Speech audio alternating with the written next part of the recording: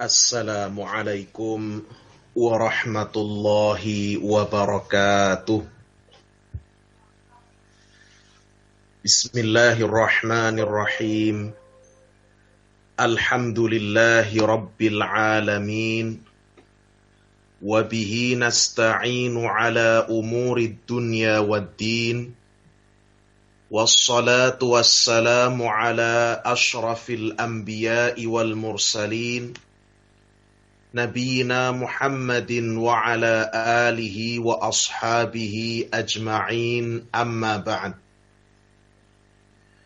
Kaum muslimin wal muslimat rahimani wa rahimakumullah.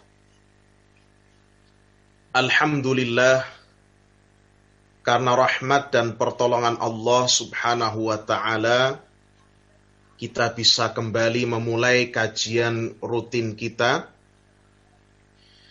Dan insyaallah ta'ala mulai hari ini ke depan kita akan mengkaji dengan kajian yang sifatnya taksili, yakni kajian yang dimulai dari perkara-perkara dari kitab-kitab yang sifatnya dasar, sifatnya usul, pokok-pokok yang ringan-ringan dan bertahap sampai kepada ilmu-ilmu yang sifatnya cabang-cabang permasalahan, ilmu-ilmu yang besar. Hal ini sebenarnya telah diisyaratkan di dalam Al-Quran, di dalam firman Allah subhanahu wa ta'ala di surah Ali Imran, ayat yang ke-79, di mana Allah subhanahu wa ta'ala berfirman, Kunu rabbaniyina bima kuntum tuallimunal kitab, wa bima kuntum tadrusun. Kata Allah subhanahu wa ta'ala, Kunu rabbaniyin. Jadilah kalian orang-orang rabbani. Siapa orang-orang rabbani? Kata para ulama, dijelaskan bahwa orang-orang rabbani, rabbaniyun adalah ulama, hukama, hulama, yakni para ulama, orang-orang yang alim, hukama, orang-orang yang mempunyai hikmah atau kebijaksanaan, hulama, orang-orang yang lemah lembut, orang-orang yang penuh dengan kelembutan, tidak tergesa-gesa, muallimina linnasi wa murabbihim, mereka mengajarkan ilmu kepada manusia dan mendidik mereka, mendidik manusia, bisigharil ilmi qabla kibarihi, dengan ilmu yang ringan-ringan, ilmu yang dasar, ilmu yang pokok, sebelum ilmu-ilmu yang besar. Amilina bihi, sekaligus mereka juga mengamalkannya. Jadi ini merupakan metode yang digunakan oleh para ulama dalam mempelajari ilmu agama. Belajar dari dasar, kemudian bertahap sampai pada jenjang yang lebih tinggi. Dan kali ini insyaallah ta'ala kita akan mempelajari sebuah kitab yang sangat bermanfaat. Kitab yang kecil tetapi sangat penting sekali, memuat hal-hal penting dalam akidah Islam. Kitab ini berjudul Khudh Aqidatak, ambillah akidahmu, minal kitabi was sunnatis sahihah, dari Alkitab, dari Al-Quranul Karim, dan sunnah yang sahih, hadis-hadis yang sahih, yang ditulis oleh Al-Allamah Asy-Syaikh Muhammad bin Jamil Zainu rahimahullahu ta'ala, yang beliau dulunya adalah pengajar di Darul Hadits Al-Khairiyah di kota suci Makkah Al-Mukarramah. Kita baca pendahuluan dari Asy-Syaikh Muhammad bin Jamil Zainu rahimahullah. Innal hamdalillah, sesungguhnya segala pujian hanyalah bagi Allah. Nahmaduhu wa nasta'inuhu wa nastaghfiruh. Kita memujinya, meminta pertolongan kepadanya, dan kita memohon ampun kepadanya. Wa na'udzu billahi min syururi anfusina, dan kita minta perlindungan kepada Allah dari kejelekan jiwa-jiwa kita. Wa sayyiati a'malina, dan kita minta perlindungan kepada Allah dari keburukan amal perbuatan kita. May yahdihillahu fala mudhillalah, barang siapa yang diberi petunjuk oleh Allah, maka tidak ada yang bisa menyesatkannya. Wa may yudlil fala hadiyalah, dan barang siapa yang disesatkan oleh Allah, maka tidak ada satupun yang bisa memberi petunjuk kepadanya. Wa asyhadu an la ilaha illallah wahdahu la syarikalah. Saya bersaksi bahwasannya tidak ada sembahan yang hak kecuali hanya Allah semata. Tidak ada sekutu baginya. Wa asyhadu anna Muhammadan abduhu wa rasuluh. Dan saya bersaksi bahwasannya Nabi Muhammad sallallahu alaihi wasallam adalah hamba dan utusan Allah. Amma ba'du, adapun setelah itu, fahadhihi as'ilatun hammatun fil aqidah. Kitab ini berisi tanya jawab, berisi permasalahan-permasalahan yang penting dalam masalah akidah. Sekali lagi, kitab ini meskipun kecil ukurannya, tetapi memuat permasalahan-permasalahan yang mendasar dan penting dalam masalah akidah.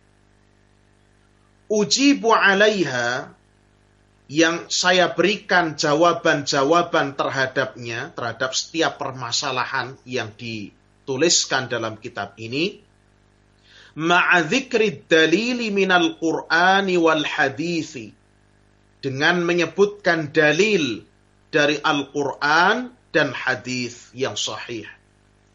Liyatma'innal qari'u ila sihhatil jawab, supaya pembaca itu merasa tenang, supaya pembaca itu merasa tentram akan sahihnya, akan benarnya jawaban-jawaban dari masalah-masalah akidah yang dituliskan dalam kitab ini.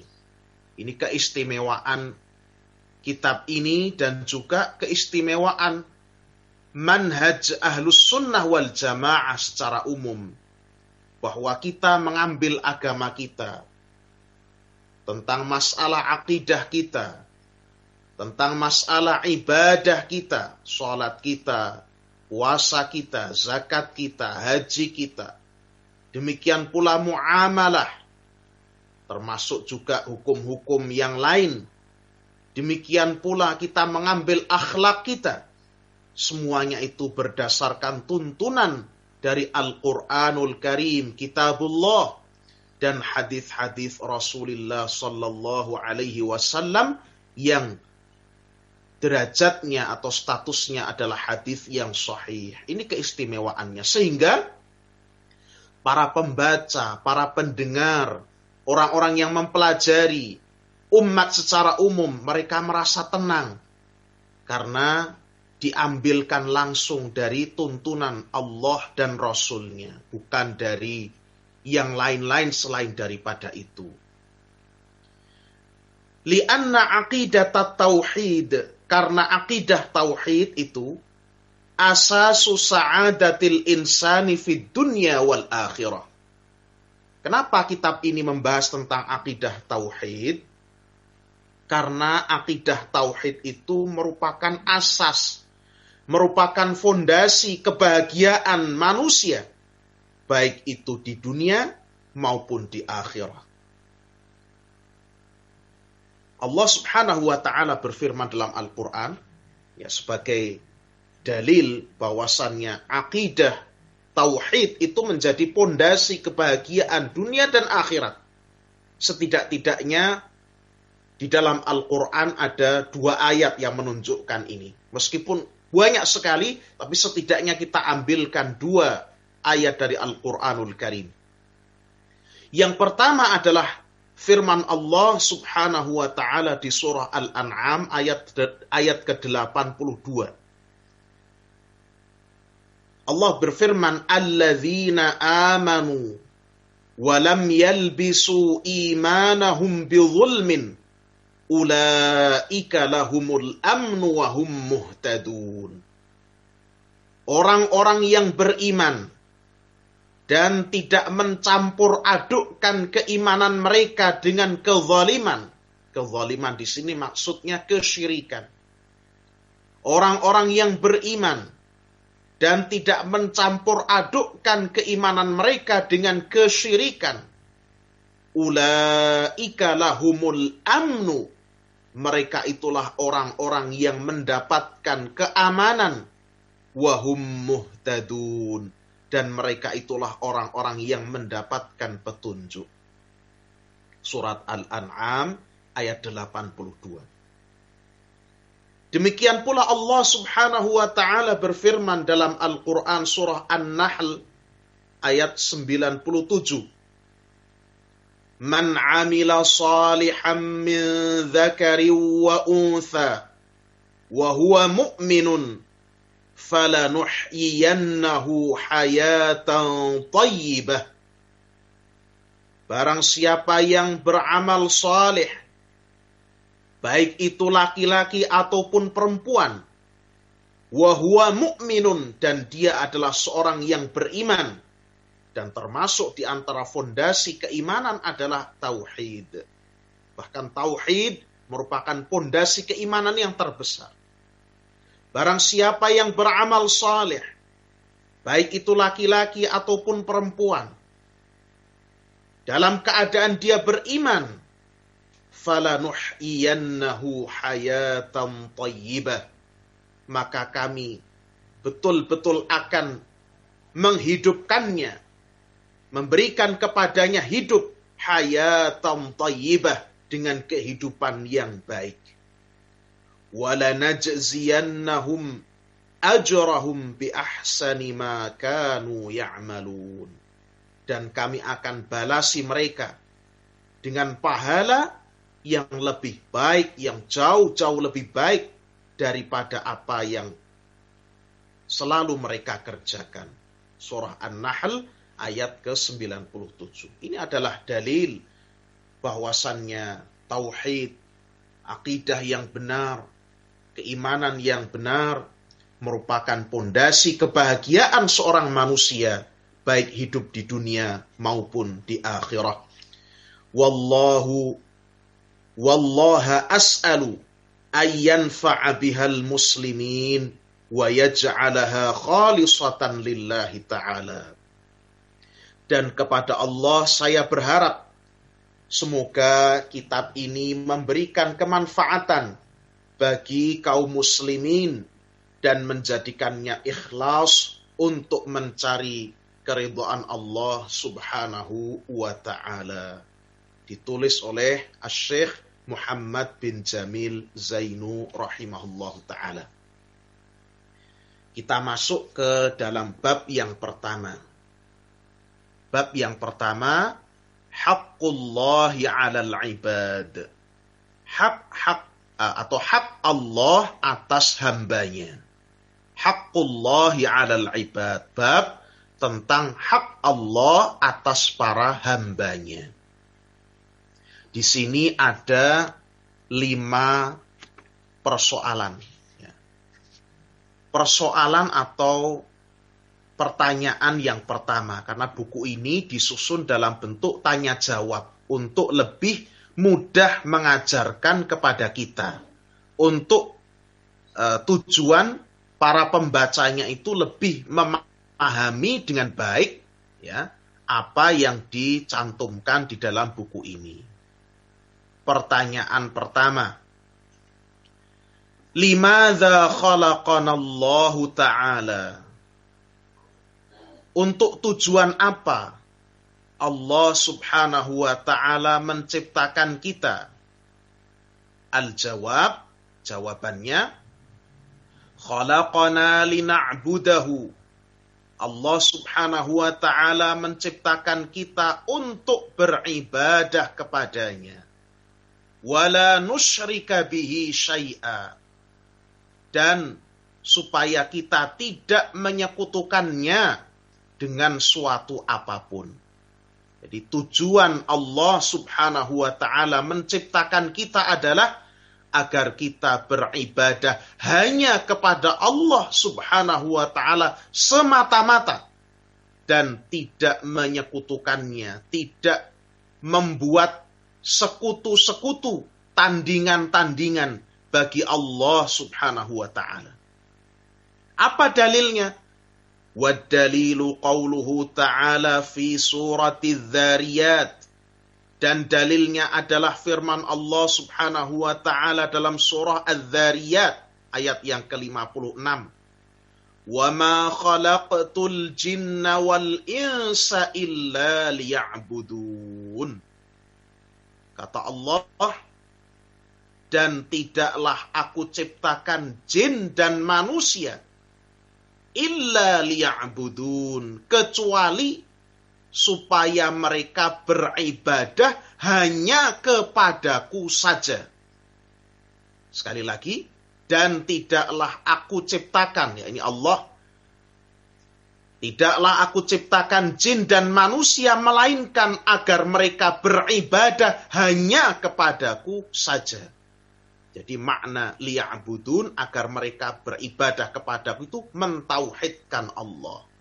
Liwahidun, agar mereka mentauhidkan aku, agar mereka beribadah hanya kepadaku saja. Ini yang dimaksud.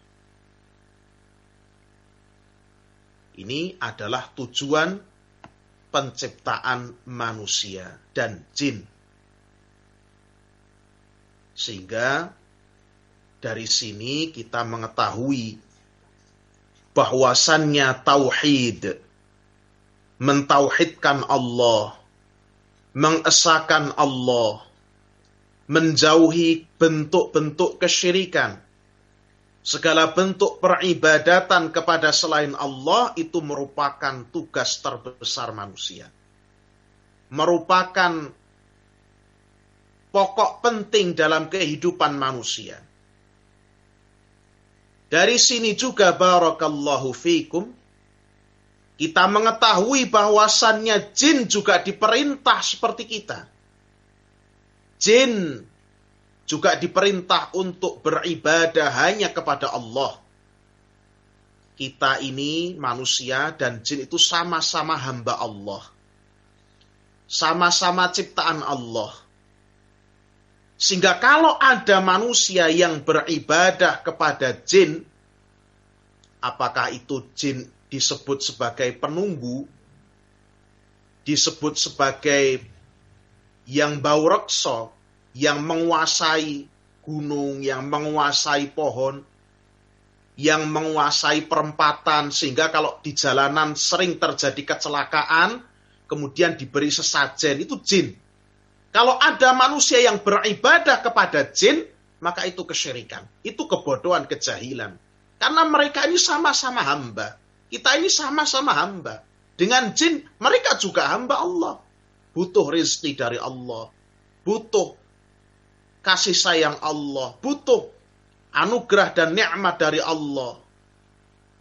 Kenapa seorang meminta kepada sama hamba yang sama-sama tidak bisa memberikan manfaat atau madarat? Ini kejahilan, subhanallah. Sehingga seorang seharusnya beribadah hanya kepada Allah.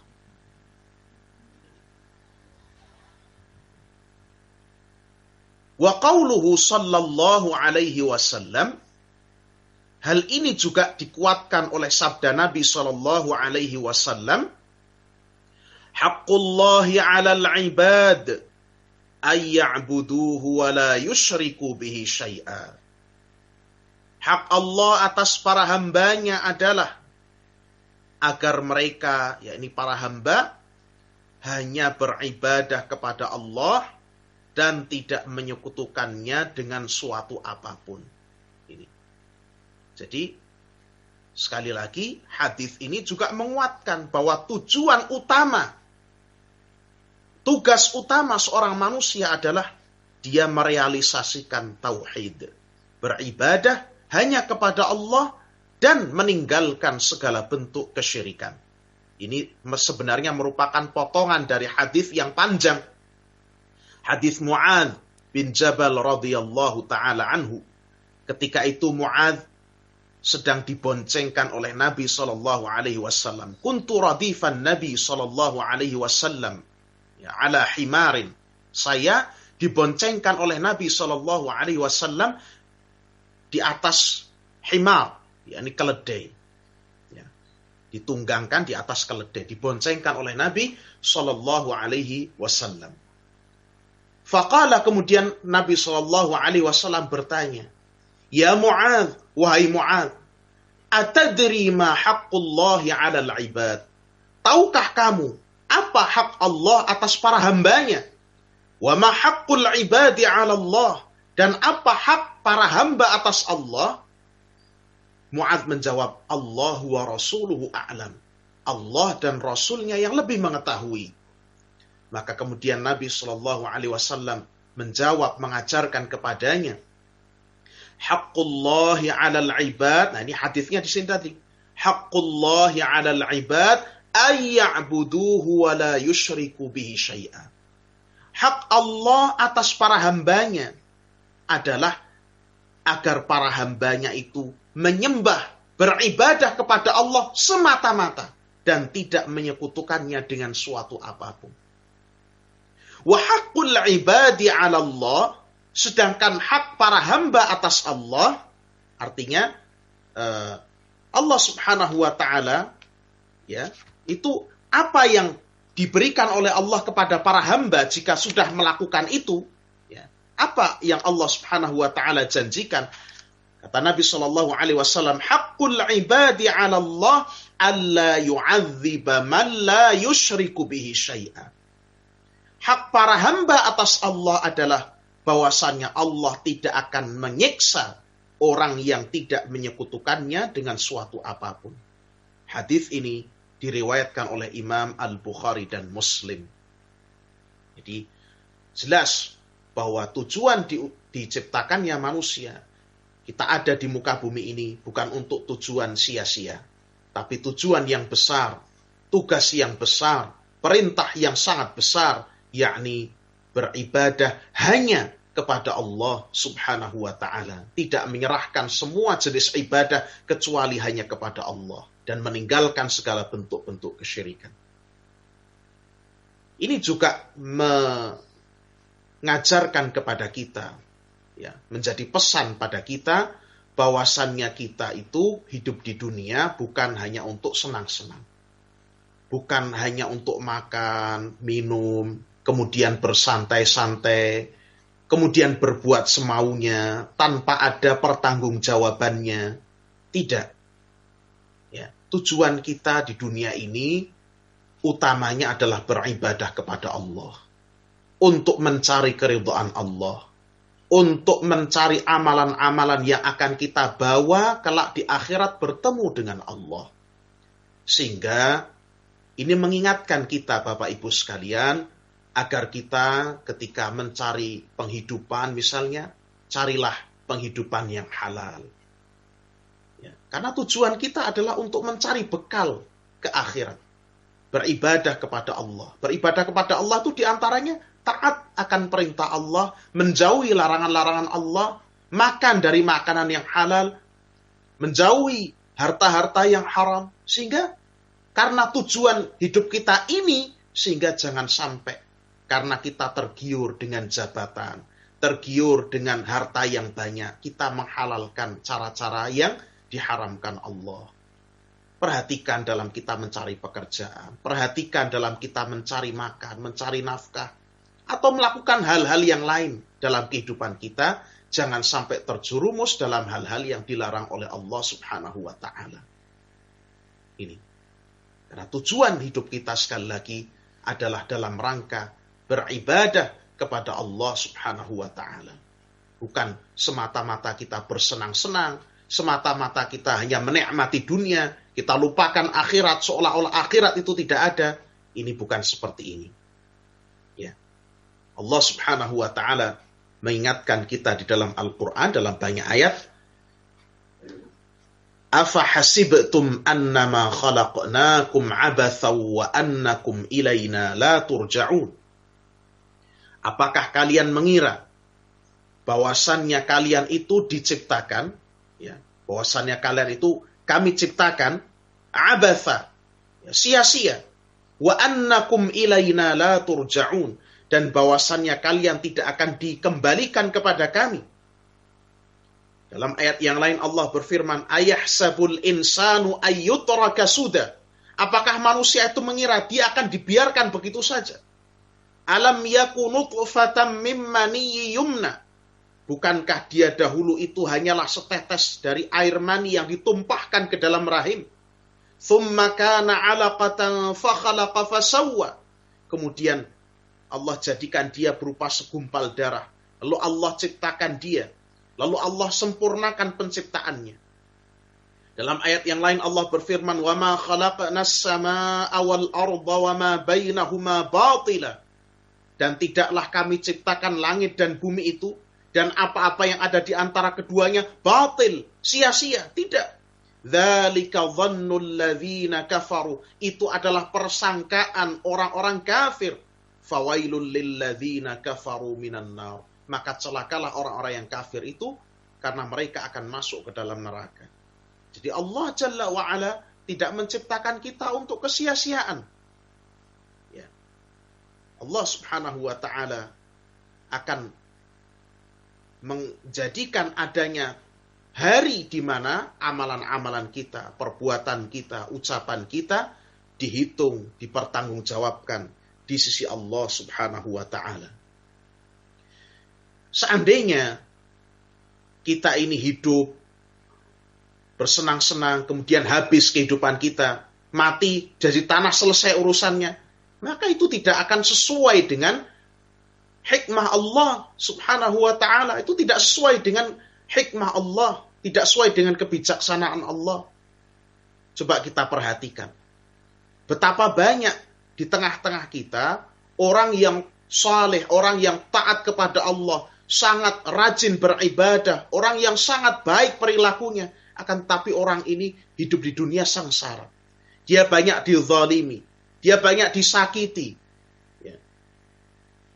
Orang ini mendapatkan banyak musibah, orang ini hartanya juga tidak sebagaimana orang-orang yang kaya. Orang ini tidak berkecukupan. Sementara di sisi lain ada orang-orang yang ingkar kepada Allah. Orang-orang yang senantiasa melakukan kezaliman. Orang-orang yang senantiasa merampas hak milik orang lain. Orang yang melakukan tindak kejahatan. Tapi mereka kaya raya. Mereka kadang-kadang lepas dari hukuman. Kadang-kadang mereka bisa melarikan diri kemana saja. Kalau seandainya dunia ini berakhir, kemudian dua golongan tadi lepas begitu saja, tidak ada balasan atas yang baik, tidak ada hukuman atas orang yang jelek, maka ini tidak sesuai dengan hikmah Allah Subhanahu wa ta'ala. Ya. Sehingga Allah Subhanahu wa ta'ala jelaskan bahwa persangkaan bahwa kita hidup sia-sia itu persangkaan yang jelek kepada Allah. Itu adalah persangkaan orang-orang yang kafir. Orang-orang kafir meyakini bahwa hidup di dunia ya cuma itu saja. Setelah mati maka tidak ada balasannya. Ini adalah persangkaan orang-orang yang tidak beriman kepada Allah. Tidak demikian, bahkan kita ini setelah mati akan ada kehidupan lagi, di mana amalan-amalan kita, ucapan-ucapan kita akan dipertanggungjawabkan di hadapan Allah Subhanahu wa ta'ala. Barang siapa yang berbuat kebaikan maka akan dibalas dengan pahala yang berlipat ganda. Dan barang siapa yang berbuat kejelekan maka Allah akan membalasnya pula dengan hukuman dari sisinya. Pertanyaan yang kedua. Ma hiyal ibadah? Apa itu ibadah? Al-jawab, Jawabnya, al-ibadatu, ibadah itu adalah ismun jami'un lima yuhibbuhullahu minal aqwali wal af'al. Ibadah itu adalah istilah atau nama yang mencakup segala sesuatu yang dicintai oleh Allah. Ini penting sekali. Definisi dari ibadah. Apa itu ibadah? Ibadah itu adalah ismun, sebuah nama atau istilah, jami'un, yang mencakup, lima yuhibbuhullah, apa-apa, segala sesuatu yang dicintai oleh Allah. Minal aqwali wal af'al, baik itu berupa ucapan, wal af'al, ataupun perbuatan. Kaddu'a, seperti doa. Doa itu masuk ucapan. Wassalah, dan sholat. Ini ibadah. Kalau sholat itu mencakup perbuatan dan ucapan. Wadzabhi, demikian pula menyembelih kurban. Ini semua ibadah. Wa ghairiha, dan lain sebagainya dari bentuk-bentuk ibadah. Jadi, hal ini itu dimaksudkan untuk mengingatkan kita bahwa yang namanya ibadah itu tidak sebatas sholat. Yang namanya ibadah itu tidak sebatas sholat. Sebagaimana dipahami oleh orang-orang awam. Ibadah itu hanya sholat saja. Bukan. Ibadah itu mencakup semua hal yang dicintai oleh Allah. Baik itu perkataan maupun perbuatan. Sehingga berbakti kepada kedua orang tua itu ibadah. Menyantuni fakir miskin, anak-anak yatim, ibadah. Puasa juga ibadah. Zakat ibadah. Ya. Berdoa ibadah. Ya. Berdoa kepada Allah itu ibadah. Ya. Kita berdoa, memanjatkan doa, meminta kepada Allah pertolongan, perlindungan, itu ibadah. Allah berfirman, Uda'uni astajib lakum. Berdoalah kalian kepadaku, akan aku kabulkan kepada kalian. Innal ladzina yastakbiruna an ibadati sayadkhuluna jahannama dakhirin. Orang-orang yang yastakbiruna, yang menyombongkan diri dari beribadah kepadaku, sayadkhuluna jahannama dakhirin. Niscaya mereka akan masuk ke dalam neraka jahannam dalam keadaan hina dina. Berdoa ibadah. Salat ibadah. Menyembelih kurban, menyembelih hewan kurban, ya, kambing atau sejenisnya, dalam rangka bertakarrub kepada Allah, ibadah. Ya. Sehingga, ya, yang dimaksud oleh penulis di sini, semua jenis ibadah ini hanya boleh ditujukan untuk Allah, untuk mendekatkan diri kepada Allah. Sebagaimana halnya sholat yang kita tujukan untuk Allah, maka menyembelih hewan kurban juga hanya untuk Allah.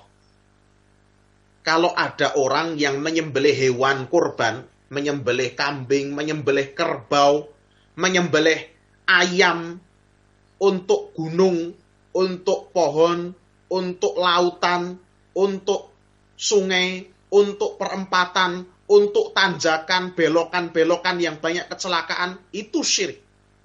Ya, tidak diperbolehkan. Karena bolehnya menyembelih kurban hanya untuk Allah. Ya, dan dengan cara yang diperintahkan oleh Allah dan Rasulnya. Sebagaimana juga doa. Ya, doa hanya boleh ditujukan kepada Allah subhanahu wa ta'ala. Berdoa memohon perlindungan. Berdoa meminta rezeki dan kekayaan. Berdoa meminta anak, keturunan. Berdoa meminta kesembuhan. Hanya boleh kepada Allah. Ya. Kalau mau cari tempat yang mustajab, datangi masjid. Atau umrah misalnya. Kalau pas sedang tidak ada uzur seperti corona ini, diperbolehkan umrah. Umrah, datangi di Masjidil Haram, di tempat suci di sana, tempat-tempat mustajab. Berdoa kepada Allah supaya diijabah doanya, bukan datang ke kuburan orang-orang yang sudah meninggal, bukan datang ke pohon keramat, bukan datang ke Gunung Kawi untuk mencari pesugihan, untuk supaya kaya, bukan demikian. Hanya boleh ditujukan untuk Allah. Ya, ini maksudnya. Ya. Nazar juga ibadah. Bernazar itu ibadah. Yufuna bin nadhri wa yakhafuna yawman kana syarruhu mustatira. Allah puji orang-orang yang memenuhi nazar mereka. Yufuna bin nadhri, mereka itu memenuhi nazar-nazar mereka. Wa yakhafuna yawman kana syarruhu mustatira, dan mereka takut akan hari di mana ketika itu azab merata di mana-mana. Yaitu hari kiamat. Nazar, bernazar itu termasuk ibadah. Nah, kalau orang datang ke tempat pesugihan Gunung Kawi, di situ ada tulisan besar, tempat untuk bernazar. Ada tulisan itu kalau masuk Gunung Kawi. Nazar Gunung Kawi. Itu termasuk di antara perbuatan kesyirikan. Nazar itu hanya kepada Allah, tidak dengan mendatangi tempat-tempat seperti itu. Ya. Bernazar hanya untuk Allah. Ya Allah, saya bernazar ya untuk demikian dan demikian, hanya kepada Allah, tidak perlu mendatangi tempat-tempat keramat seperti itu. Itu syirik ya. Itu adalah kesyirikan. Qala Allah Ta'ala, Allah Subhanahu wa Ta'ala berfirman, "Qul inna salati wa nusuki wa mahyaya wa mamati lillahi rabbil alamin." Allah Subhanahu wa Ta'ala berfirman dalam surat Al-An'am ayat ke-162, "Qul," katakanlah, "inna salati," sesungguhnya salatku, "wa nusuki," dan sembelihanku, ya. Atau bisa juga nusuk ini ibadahku, "wa mahyaya," dan hidupku, "wa mamati," dan matiku, "lillahi rabbil alamin." Semua itu hanya untuk Allah Rabbul Alamin, Tuhan semesta alam. Ya. Salatku, segala macam ibadahku atau nusuk juga bisa berarti sembelihanku. Wa mahyaya, demikian pula hidupku. Wa mamati, dan matiku, lillahi Rabbil Alamin, hanya untuk Allah Rabbul Alamin, Tuhan semesta alam. Ucapan ini tidak ada maknanya kalau tidak diamalkan. Orang banyak mengucapkan ini, tapi tidak tahu maknanya. Ya, di hadapan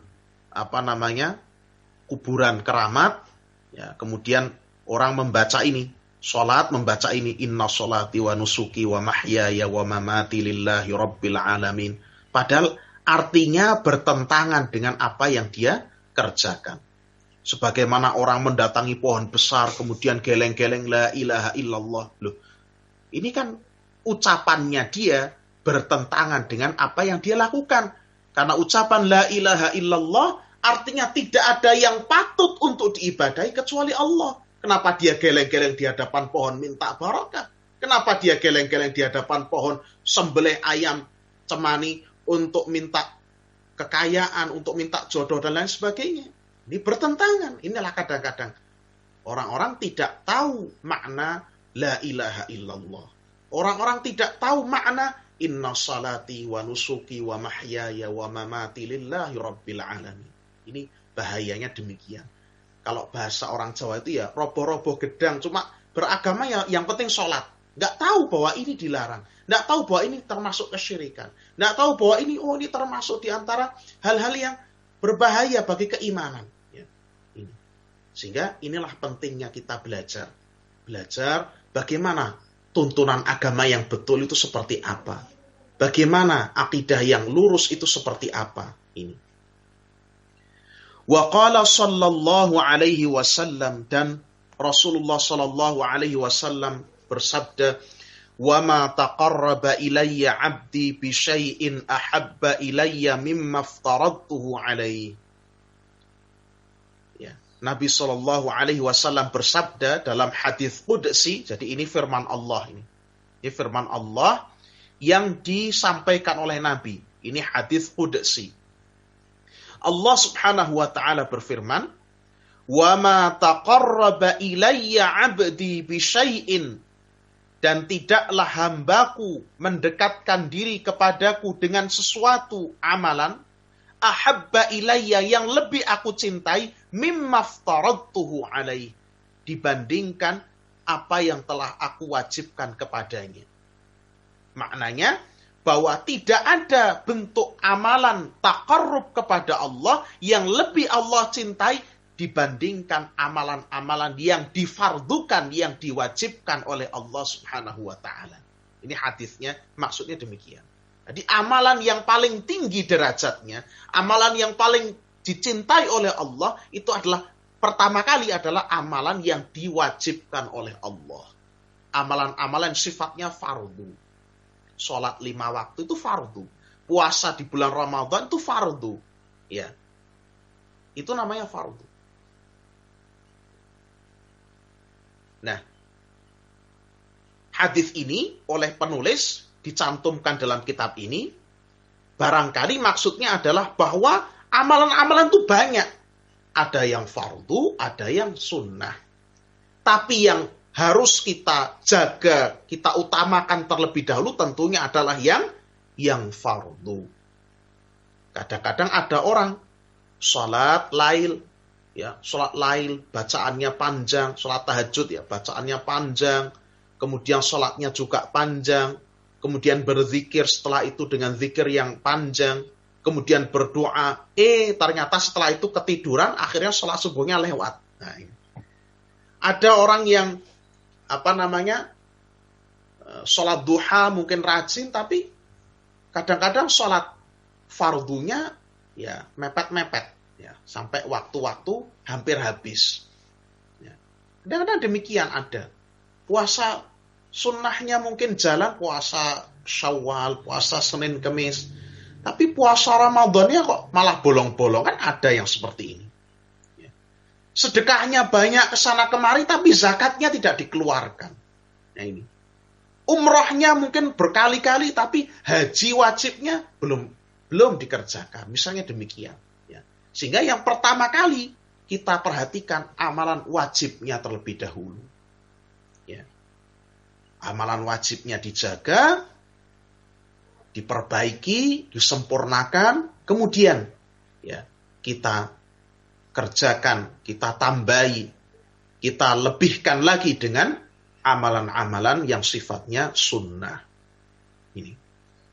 Jangan sampai tadi sholat tahajudnya sergap, rajin, tapi sholat subuhnya malah justru lewat dari waktunya.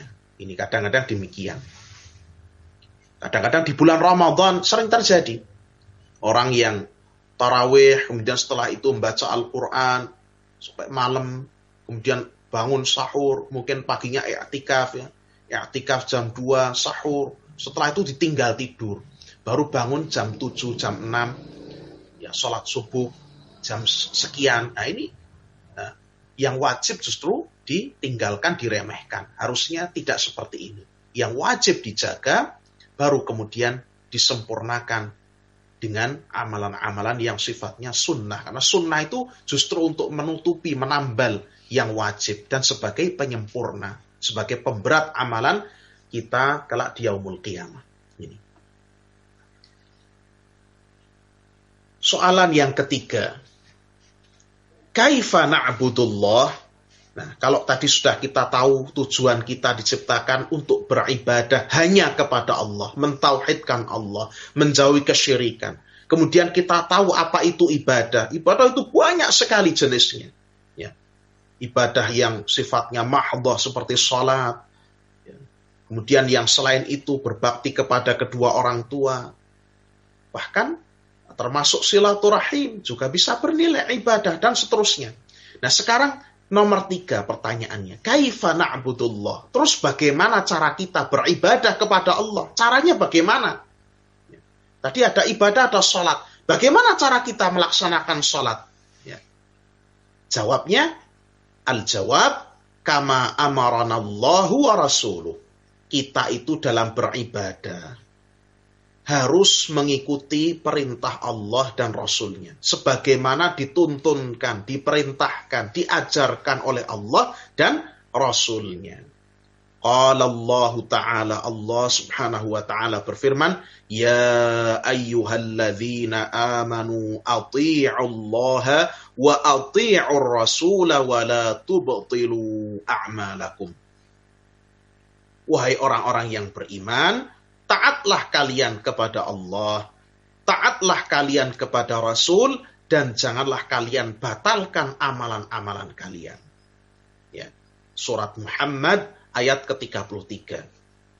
Ya, dalam ayat ini, Allah Subhanahu wa Ta'ala memerintahkan kita agar mentaati Allah, mengikuti perintah Allah, mengikuti tuntunan Allah yang Allah sebutkan dalam Al-Quran. Wa ati'ur Rasul, dan taatlah pula kepada Rasul, ikuti perintah Rasul, ikuti ajaran beliau, ikuti tuntunan beliau yang beliau sabdakan dalam hadis-hadis yang sahih. Wala tubtilu a'malakum, dan jangan kalian batalkan amalan-amalan kalian. Jangan kalian jadikan amalan-amalan kalian itu batal dan tidak berguna, karena kita tidak beribadah sesuai dengan yang dituntunkan Allah dan Rasul-Nya. Ini.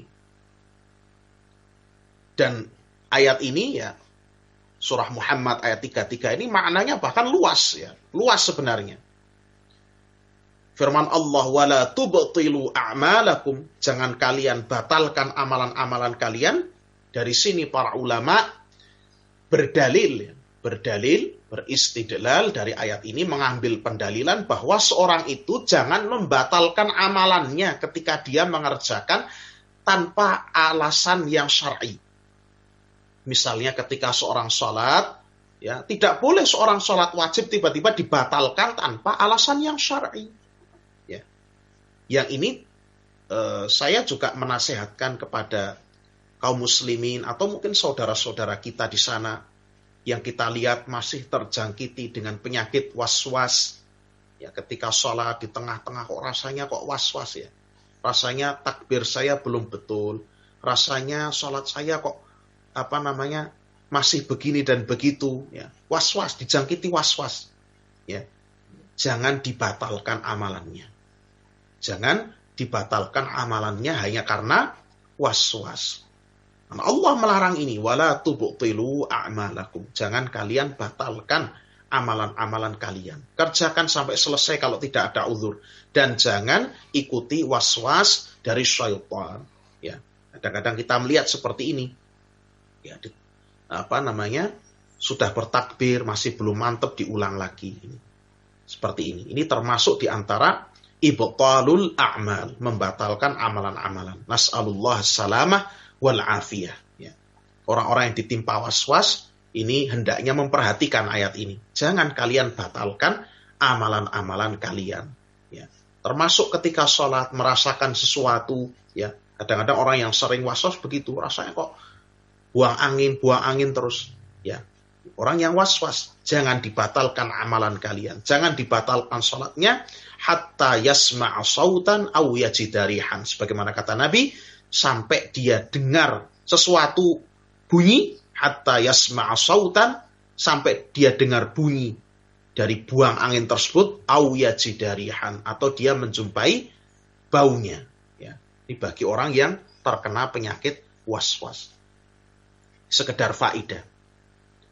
Wa qala sallallahu alaihi wasallam, dan Rasulullah sallallahu alaihi wasallam bersabda, man amila amalan laisa alaihi amruna fahuwa raddun. Barang siapa yang beramal dengan suatu amalan yang tidak ada atasnya perintah dari kami, tidak ada atasnya tuntunan dari kami, tuntunan Rasul alaihi salatu wassalam, fahuwa raddun, maka amalannya itu tertolak, ai ghairu maqbul, yakni tidak diterima oleh Allah Subhanahu wa taala. Rawahu Muslim. Hadis riwayat Muslim. Jadi hadis ini juga semakin menunjukkan bahwa beramal itu harus sesuai tuntunan Nabi kita sallallahu alaihi wasallam. Ya, sesuai dengan sunnah Nabi sallallahu alaihi wa ala alihi wasallam. Oleh karena itu penting sekali berilmu, penting sekali mempelajari ilmu. Bagaimana yang sesuai sunnah, bagaimana tuntunan sunnah. Termasuk ketika dalam masa-masa pandemi seperti ini, bagaimana tuntunan sunnah? Kita harus belajar ini, harus tahu, ya, bahwa Nabi Shallallahu Alaihi Wasallam memerintahkan kita agar kita tidak saling membahayakan orang. La darara wa la dirar. Jangan seseorang itu membahayakan diri sendiri dan orang lain. Ya. Sehingga boleh dalam masa-masa seperti ini at-taba'ud, ya, saling berjauhan antara seorang makmum dengan makmum yang lain, ya. Kemudian sholat dengan memakai masker, ya. Itu diperbolehkan. Itu termasuk di antara, ya, tuntunan-tuntunan dari sunnah. Diperbolehkan ketika ada uzur seperti ini, boleh. Ya. Sehingga yang namanya sunnah itu tidak hanya terbatas bagaimana tuntunan ketika normal, kemudian tuntunan itu dipraktekkan ke segala kondisi, tidak.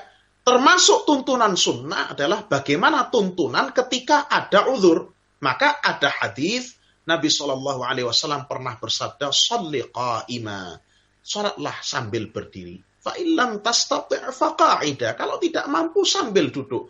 Fa illam tastati', ya, fa 'ala jambin. Kalau tidak mampu sambil berbaring.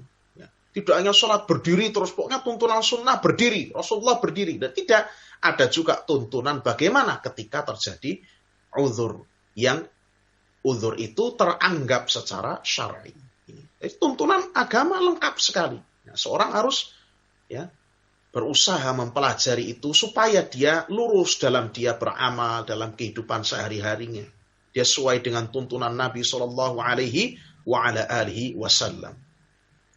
Termasuk juga beramar ma'ruf, ya, wan nahyu 'anil munkar, dan melarang dari yang mungkar.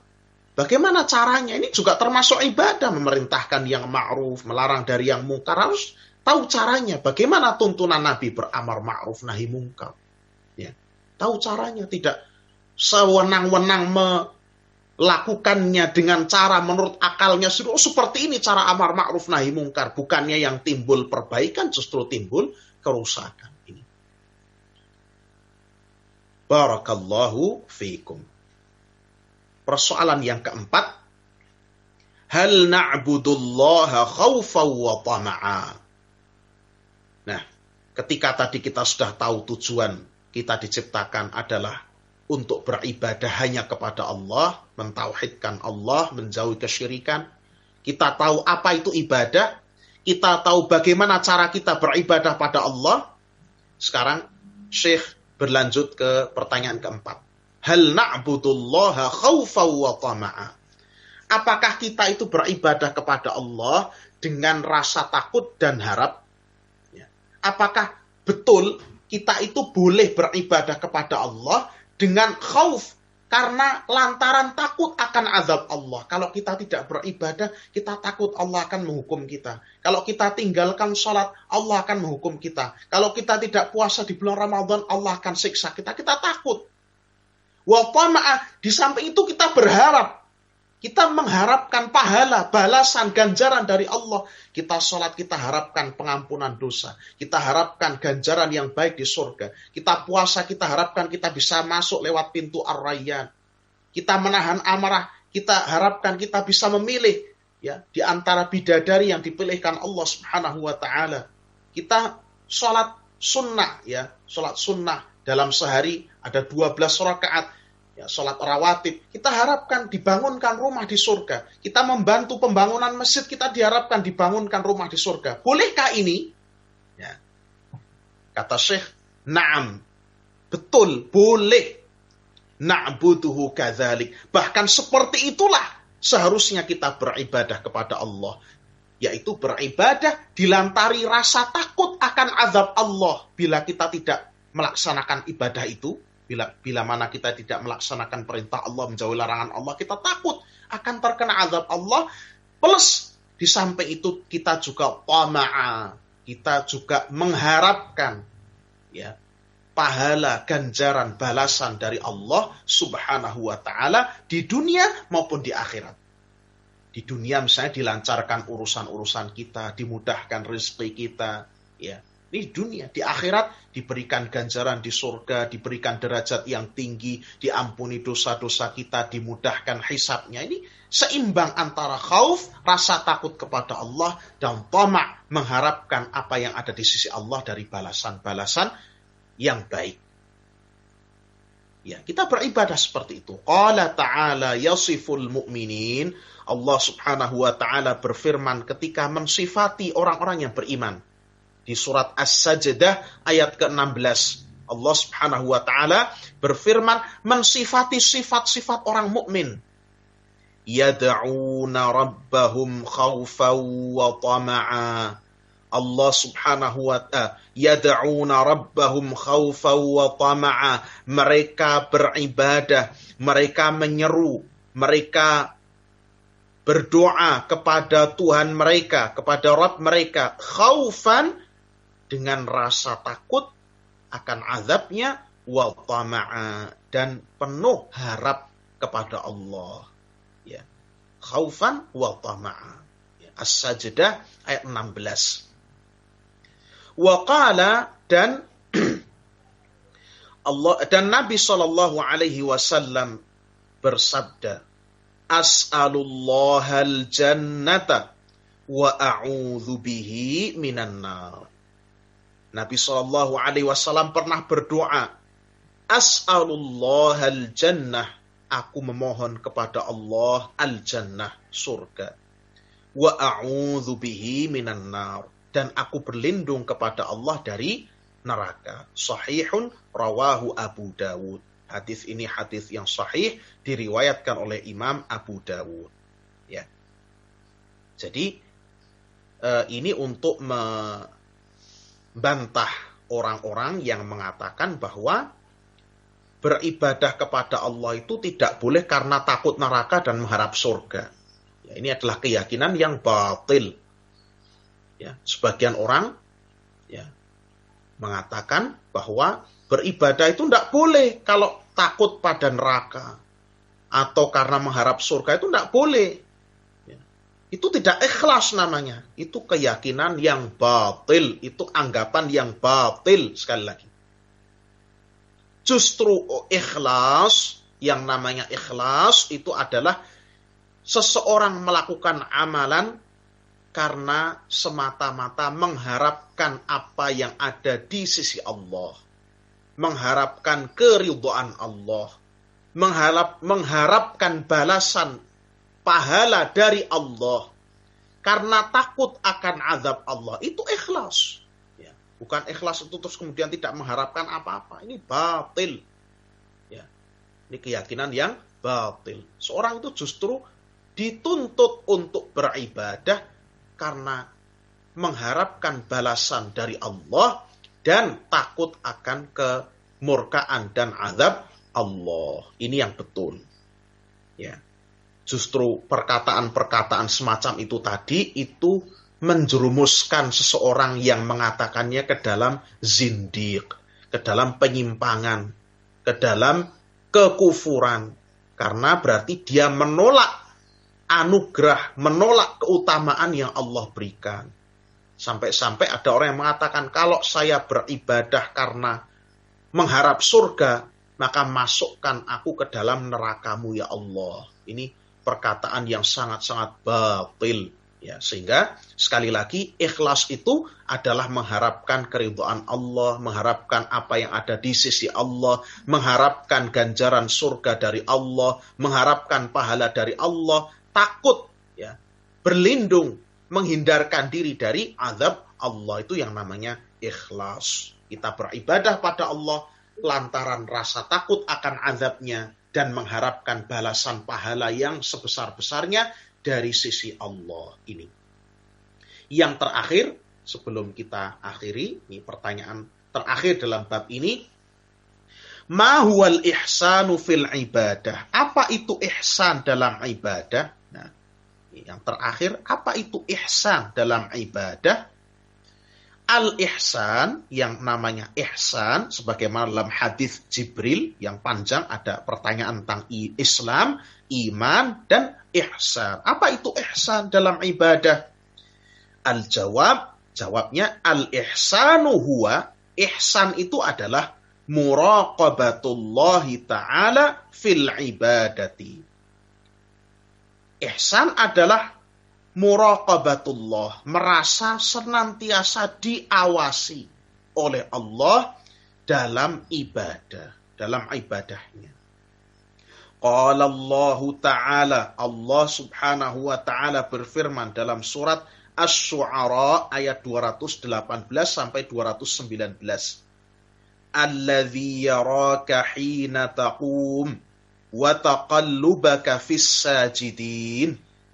Allah lah yang melihatmu di antara Allah lah yang melihatmu ketika kamu berdiri mengerjakan salat. Ya. Alladzi, Allah lah yang yaraka melihatmu hina taqum, ketika engkau berdiri mengerjakan salat.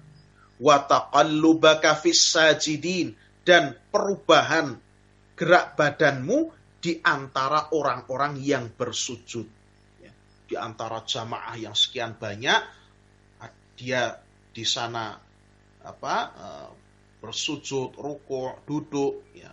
Perubahan gerak dalam salat, Allah melihat setiap gerak-geriknya, Allah lihat. Ya.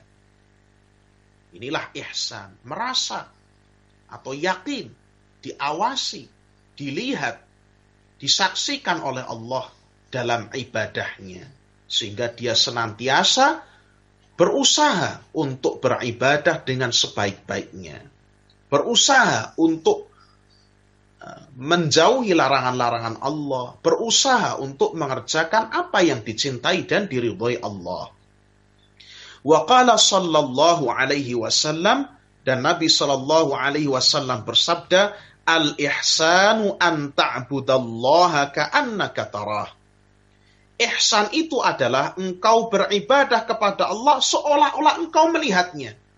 Karena keyakinan yang sangat kuat, karena keimanan yang sangat kuat, seolah-olah kita itu melihat Allah.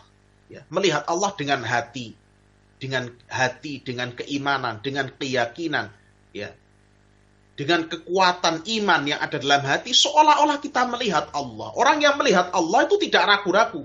Ya. Orang yang melihat tembok ada di hadapannya tidak akan ragu-ragu. Misalnya orang sedang lari, kemudian ternyata di hadapannya ada tembok. Dia lihat sendiri, dia tidak akan ragu-ragu, tidak akan mungkin lari neruskan nabrak tembok, itu tidak mungkin. Itu namanya orang yang yakin. Ya. Orang yang tahu di hadapannya ada api, dia tidak akan mungkin menjerumuskan diri, karena dia tahu lihat sendiri ada api. Namanya lihat. Artinya apa? Orang yang beribadah, seolah-olah dia melihat Allah itu dalam keadaan sangat-sangat yakin kepada Allah. Ya, ini tingkat keimanan yang paling tinggi.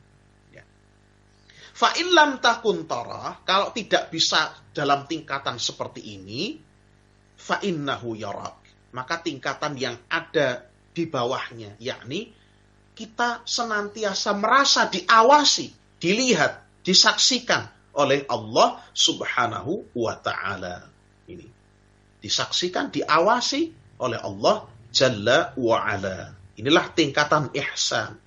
Tingkatan yang paling tinggi dari keimanan seseorang. Ya, dari keislaman seseorang. Ya, tingkatan yang paling tingginya tadi ihsan itu adalah kita beribadah seolah-olah kita langsung melihat Allah. Ya, melihat dengan qalbu. Karena di dunia ini tidak ada yang bisa melihat Allah dengan mata. Tapi dengan qalbu, dengan kekuatan iman, dengan keyakinan yang kuat kepada Allah, seolah-olah kita melihat Allah. Ya, seolah-olah Allah itu ada di hadapan kita. Sehingga kita tidak akan main-main tentunya dalam berbuat, dalam bertutur kata, dalam beribadah. Kalau tidak mampu seperti itu, maka masih dalam tahap ihsan, masih dalam level ihsan, tapi tingkatannya lebih di bawah yang tadi, yaitu kita merasa senantiasa diawasi, disaksikan oleh Allah Subhanahu wa Ta'ala. Inilah yang disebut dengan ihsan. Muraqabatullah. Seorang yakin, seorang merasa dihadirkan dalam hatinya bahwa dia diawasi gerak-geriknya, diawasi ucapannya oleh Rabb-nya, oleh Allah Subhanahu wa Ta'ala. Ini disebutkan penulis juga dalam rangka membantah keyakinan bahwa yang namanya ihsan itu seperti tingkatan yang sudah bebas dari ibadah.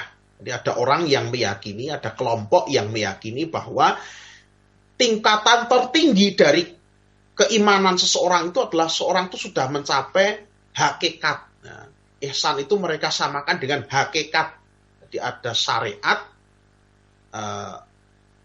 tarekat, hakikat.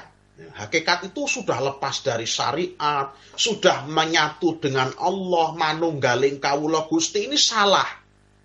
Ini salah besar, keyakinan batil, kufur. Yang betul ihsan itu merasa diawasi oleh Allah. Inilah ihsan. Ya. Kita beribadah kepada Allah dalam keadaan kita yakin bahwa setiap ucapan dan gerak-gerik kita itu didengar, diawasi, dilihat oleh Allah Jalla wa'ala. Sehingga kita senantiasa menyempurnakan ibadah kita. Ini adalah ihsan. Barakallahu fiikum. Ini adalah bab pertama dari kitab ini. Kita cukupkan sampai sekian. Alhamdulillah sudah 1 jam. Hari ini kita bersama bertemu menuntut ilmu. Insya Allah untuk pertanyaan-pertanyaan saya akan simpan dan kita akan jawab lewat grup saja.